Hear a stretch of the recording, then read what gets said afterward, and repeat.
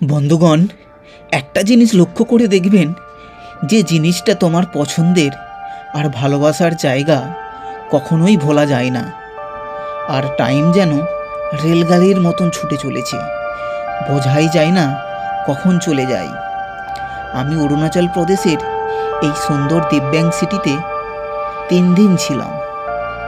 আমার এই জায়গা খুবই পছন্দের, মনে হয় না যে চলে যাই, কিন্তু আজ আমাকে এখান থেকে যেতেই হবে।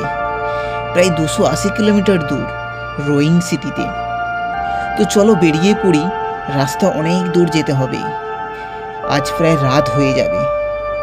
এনিনি অরুণাচল প্রদেশের খুব সুন্দর একটা পাহাড়ি ভ্যালি আর উপত্যকা, যেটা প্রত্যেক ভ্রমণকারীর একটা গন্তব্যস্থল হয়ে ওঠে। আর এখানকার মানুষজন খুবই টুরিস্ট ফ্রেন্ডলি।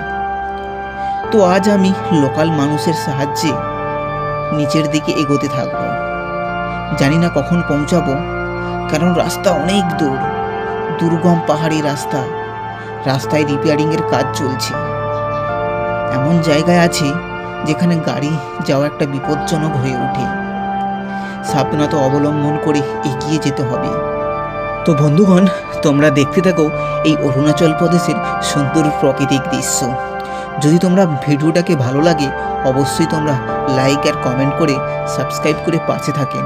আর একদম কমেন্ট করে জানাতে ভুলবে না তোমরা কোথা থেকে দেখছো।